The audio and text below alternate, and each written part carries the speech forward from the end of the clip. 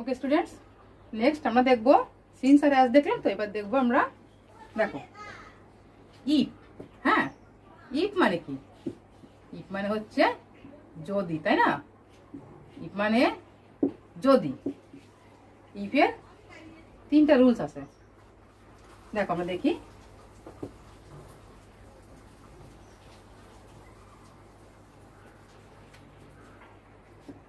If plus conditional, হ্যাঁ, যুক্ত incomplete সেন্টেন্সকে,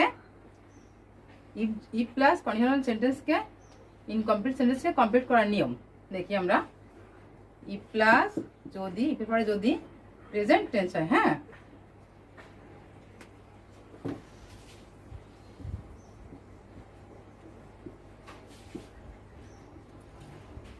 present tense হলে কি করবো আমরা? প্রিন্সিপাল ক্লজটি ইফ যুক্ত সেন্টেন্স যদি প্রেজেন্ট টেন্স হয়, তাহলে আমরা প্রিন্সিপাল ক্লজটি কি হবে? হবে কি? সাবজেক্ট প্লাস,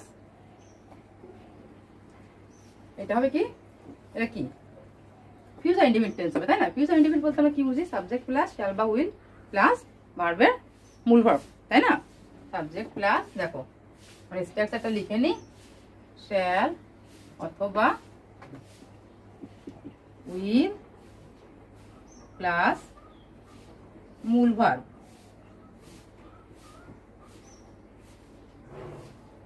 ঠিক আছে, তাহলে আমরা উদাহরণ দেখি। দেখো, ইফ হি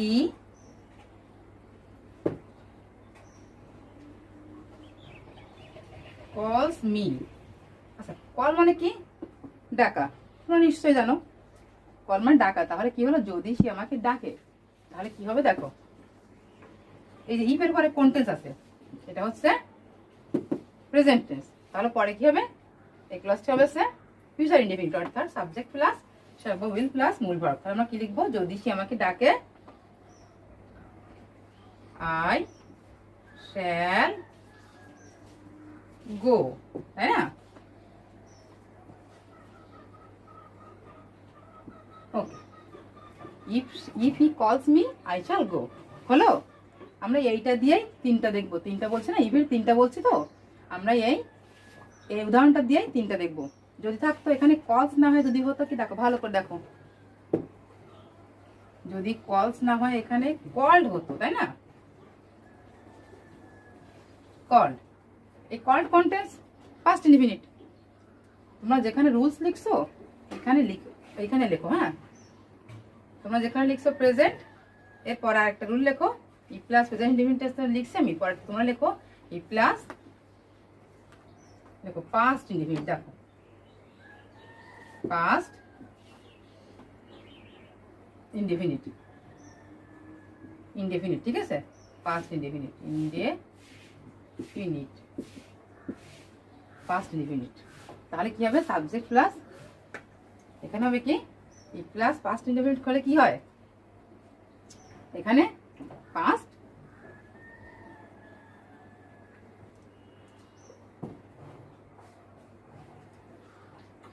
এখানে হবে কি? সাবজেক্ট প্লাস, ও দেখো দেখো,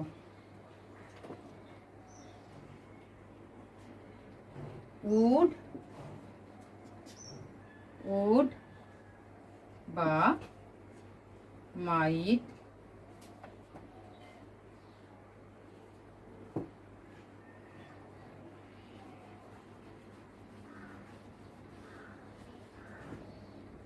উড, উড অথবা অথবা মাইট প্লাস মূল ভার্ব। কি হলো? ই প্লাস পাস্ট ইনডিফিনিট হলে সাবজেক্ট প্লাস উড বা কুড বা মাইট প্লাস মূল ভার্ব। ঠিক আছে, তা আমরা কি লিখছিলাম? If he called me I, এখানে কি লিখবো তাহলে? আই, এখানে উড দিলে হয়ে গেল। জাস্ট টেন্সটা ক্লিয়ারলি বুঝতে হবে। হ্যাঁ,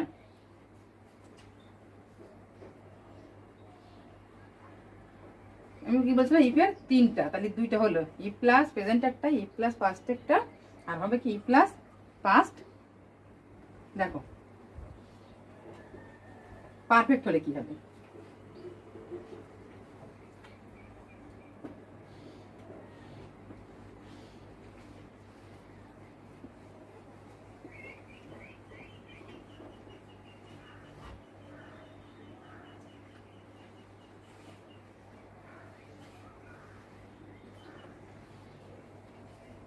দেখি আমরা প্লাস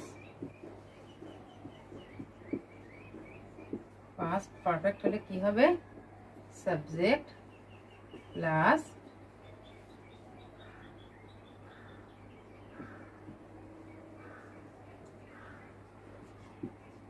would have বা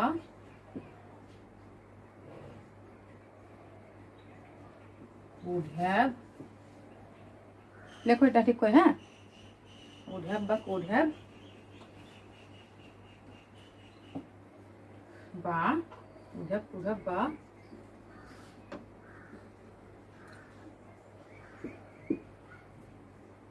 might have প্লাস, এবার হচ্ছে আগের দুইটা ছিল কি ভি ভার্বের মূল ভার্ব, এবার হচ্ছে ভার্বের পাস্ট পার্টিসিপল, বুঝছো,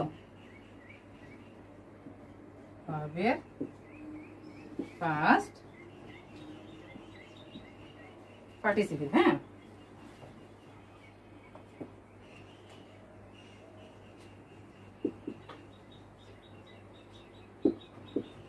পার্টিসিপল। এবার লিখে নাও, আমি উদাহরণ দেখাচ্ছি, ঠিক আছে, দেখো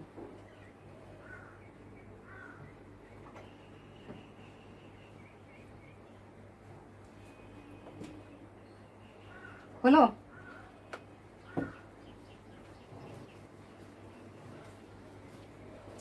আমরা ওই কল ভার্ব দিয়ে করব যাতে তোমরা তিনটেই ভালো করে বুঝতে পারো। দেখো if plus if if he had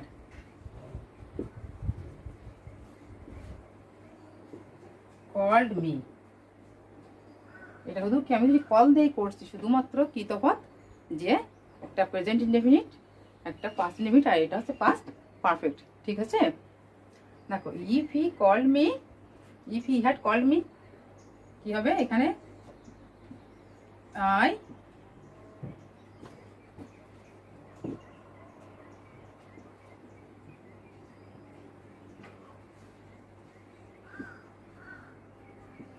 I would have, ওখানে ছিল গো, তাই না, ওখানে ছিল গো, আমরা কি লিখবো পাস্ট পার্টিসিপল কি গো এর, গো এন্ড গন, ওকে,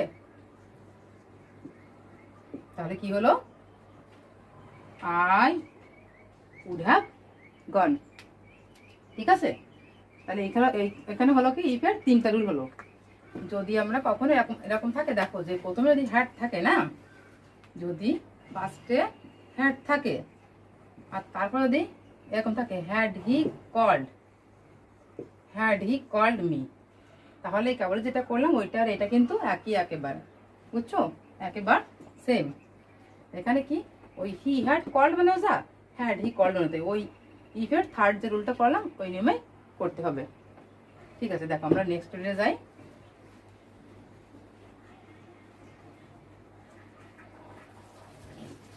আর এখানে একটা দেখো আনলেস, আনলেস মানে কি, এটা হচ্ছে যদি না, তখন আমরা করলাম যদি, এটা হচ্ছে যদি না, এটা ওইরকম ইফের যা নিয়ম এখানেও তাই, শুধুমাত্র কথাটা একটু বুঝতে হবে যে আনলেস মানে যদি না, ওখানে ছিল যদি, এবার হচ্ছে যদি না, যদি আমরা যদি আনলেস যুক্ত সেন্টেন্সটা কিন্তু সবসময় নেগেটিভ হবে, তাই না, এরকম দেখো আনলেস হি রিডস, যদি সে না পড়ে তাহলে কি হবে, সে ফেল করবে, তাই না, হি উইল, আমরা এখানে উইল দিলাম কেন, যেহেতু এখানে প্রেজেন্ট টেন্স, কিছু লিখে পরে প্রেজেন্ট হলে ওখানে ফিউচার ইনডেফিনিট, তাই না, হি উইল নট পাস এটাও লিখতে পারো, অথবা শুধুমাত্র ফেইলও লিখতে পারো, হি উইল ফেইল এটাও লেখা যাবে, হি উইল নট পাস তাও লেখা যাবে, ঠিক আছে। দেখো আমরা পরে দেখি আনলেস হলো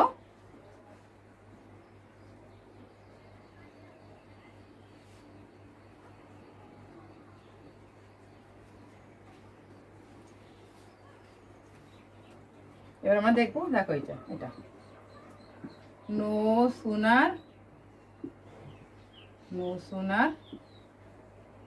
হ্যাড, তাই না, দেখো নো সুনার হ্যাড হলে কি হবে, এখানে আগে গেলো লিখে নাও, তারপর আমি দেখাচ্ছি। বোঝাচ্ছি। নো সুনার হ্যাড হলে দেন,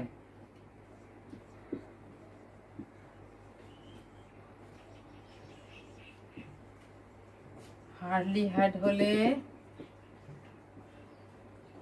হোয়েন, স্কার্স, দেখো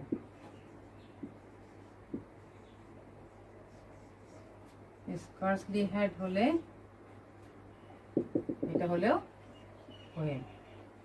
ওকে, তাহলে তিনটা কি হলো? Hardly had, no sooner had, scarcely had. এই তিনটা একই অর্থ, একই মিনিং, শুধুমাত্র রুলের ক্ষেত্রে যদি নো সুনার থাকে তাহলে আমরা এখানে লিখবো দেন, আর সেই দেনের জায়গায় এখানে আসছে হোয়েন। এবার ভালো করে দেখো, এই নো সুনার বা হার্ডলি হ্যাড এটা এখানে কি থাকবে? একটা পাস্ট পারফেক্ট টেন্স থাকবে। থাকলে এর দেন বা হোয়েনের পরের অংশ হবে পাস্ট ইনডেফিনিট টেন্স হবে। দেখি একটু,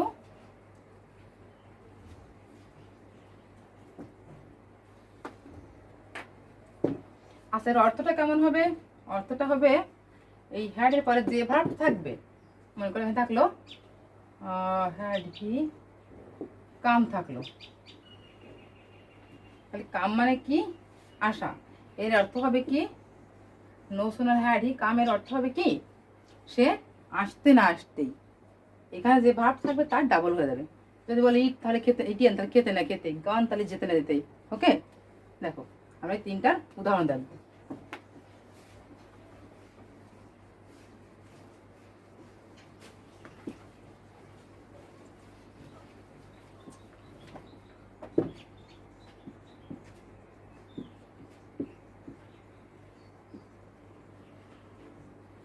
No sooner had I gone মানে আমি যেতে না যেতেই, তার নো সুনার পরে অবশ্যই এখানে কি বসবে?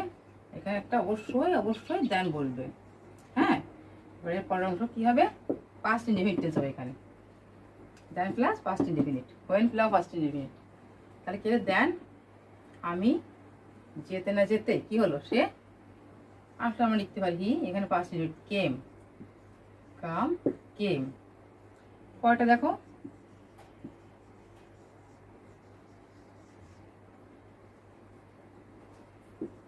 hardly had I gone, তাহলে কি হবে? এখানে শুধু দেনের জায়গায় এখানে হবে হচ্ছে when, when.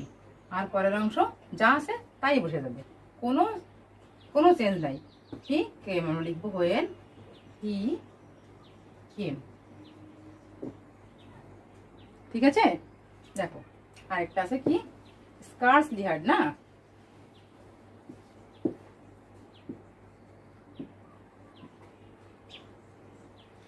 Scarcely had I গন, তাহলে কি হবে? স্কার্সলি হলে হচ্ছে দেনের জায়গায় শুধুমাত্র হোয়েন বলবে আর সব ঠিক আছে। হ্যাঁ,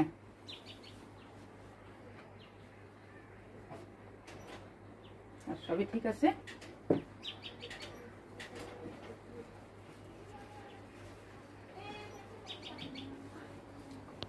আচ্ছা এরপর আমরা দেখবো, দেখো it is time.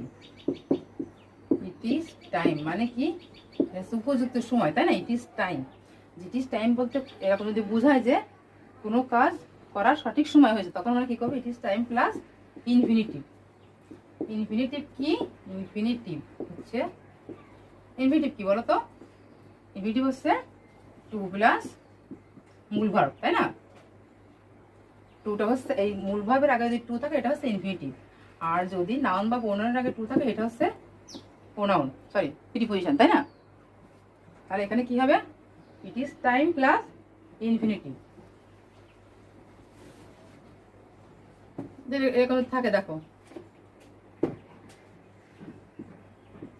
It is time, এখন আমরা লিখতে পারি টু গো, যাওয়ার সময় হয়েছে, তাই না? কিন্তু এরকম বোঝানো হয় যে ইট ইজ টাইম বলতে এরকম বোঝানো হচ্ছে যে সময় পার হয়ে গেছে, এখনই করা উচিত, বা আরো আগে করলে ভালো হতো। হ্যাঁ, এরকম হলে আমরা এখানে কি করব? পাস্ট ইনডেফিনিট দেবো। এখানে টু না দিয়ে কি হবে? It is time we went, এরকম হবে। হ্যাঁ, আবার ইট ইজ টাইমের মতো আরেকটা বোঝানো হয় it is high time. High টাইমটা এরকম, দেখো ইট ইজ এরকম। হাই টাইম কি? হাই টাইমটাও এই উপযুক্ত সময় বা সময় পার হয়ে গেছে এরকম। হ্যাঁ, হাই টাইম হলে কি হবে? High time plus subject plus ভার্বের পাস্ট ফর্ম, তাই না? তাহলে কি হলো? ইট ইজ টাইম, এইটা হবে it is high time we went. It is high time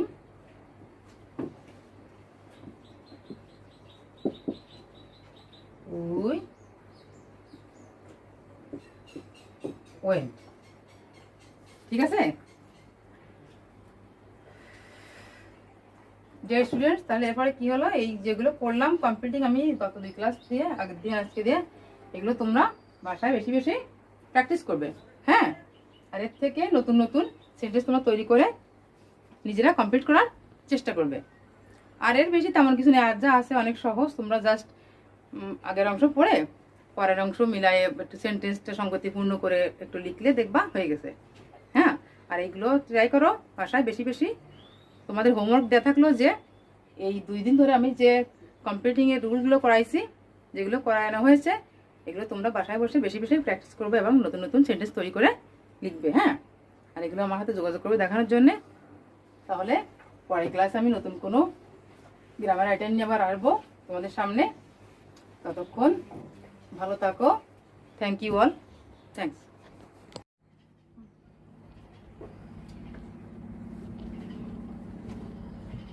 Dear students, how are you? I hope you are well because due to coronavirus, you are at home with your family members. I am also well. I am Anamika Mullik today with you. I am from Bangladesh High School, assistant teacher, English, Kalishpur, Khulna. Okay, dear students, you are welcome to our online classes organized by Bangladesh High School, Kalishpur, Khulna. Please sit down with your pen and khata because I have come before you with an interesting grammar item. It is completing sentences for class 9 and 10. Okay, students, please follow these rules.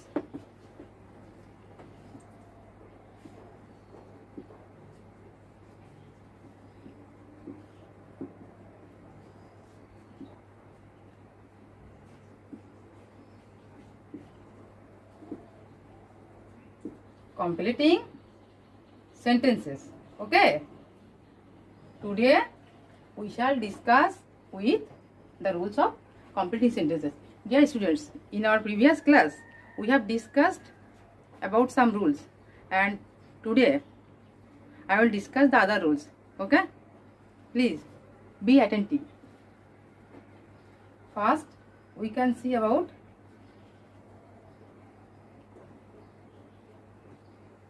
since or as means যেহেতু।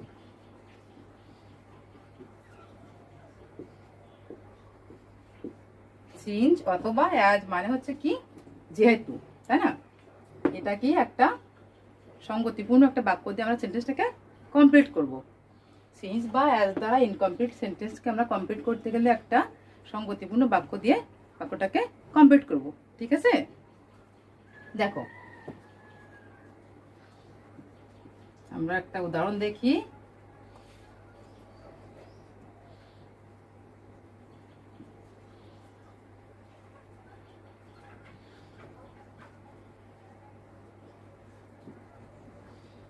কি লিখছি আমি? Since he ওয়াজ ইল। তাহলে পরেরটুকু আমরা কি লিখতে পারি? যেহেতু সে অসুস্থ ছিল। আমরা এখানে টেন্সের ব্যাপারটা একটু মাথায় রাখবো, তাই না? যেহেতু সে অসুস্থ ছিল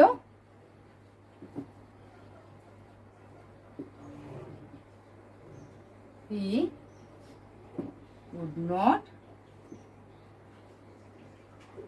go out. কি তোমরা নিশ্চয়ই বুঝতে পারছো, তাই না? দেখো এরপরে আমরা চলে যাব আর একটা রুলে।